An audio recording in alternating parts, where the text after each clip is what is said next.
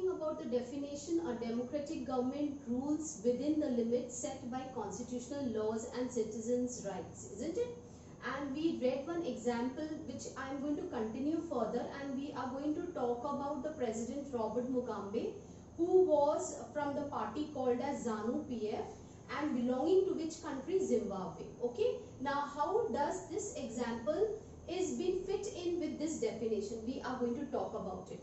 Okay. Now when in the year 1980, okay, when Zimbabwe got independence, children, so this party that is named as ZANU-PF and the President Robert Mugabe, he became the president. Okay.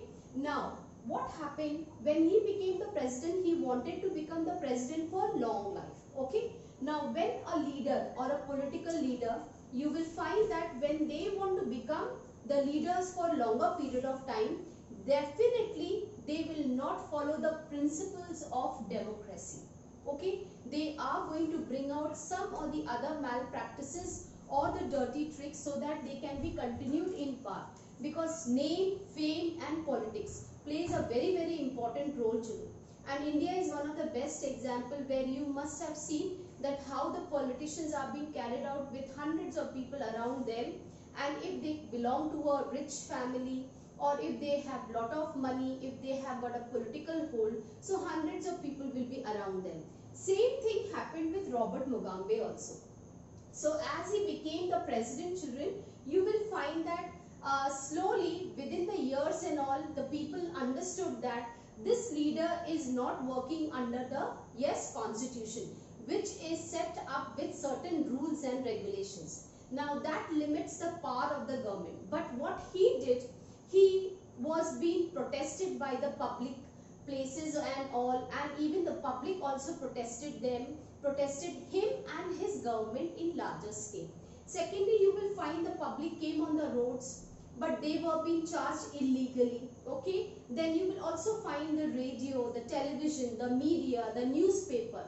Whatever they wanted to criticize against this Robert Mugabe, the president, and his administration and his government, that was totally not being printed either in the newspaper, neither it was being telecasted in the television, neither it was being broadcasted in the radios and all. So totally there was a ban on these medias and all, and nothing used to come out in an opposition way from for the Robert Mugabe.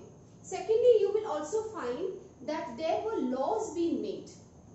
Okay, laws were being made to limit to criticize the president.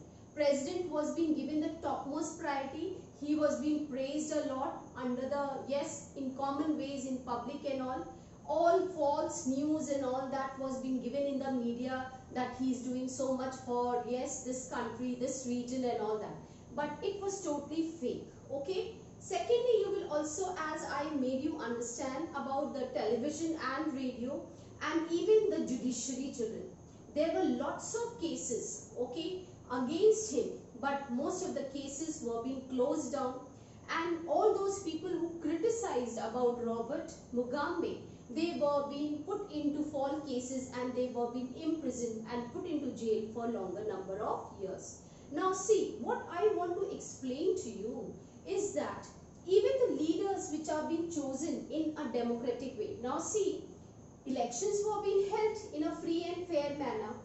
This president was being also elected, but after that also, now what happened?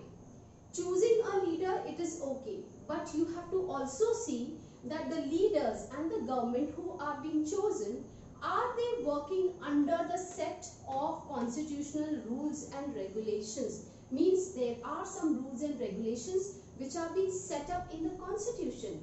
So it has to be followed by the government which is ruling in center or in state or in local government. You cannot run your government with your own rules and regulations like this particular leader called as Robert Mugabe.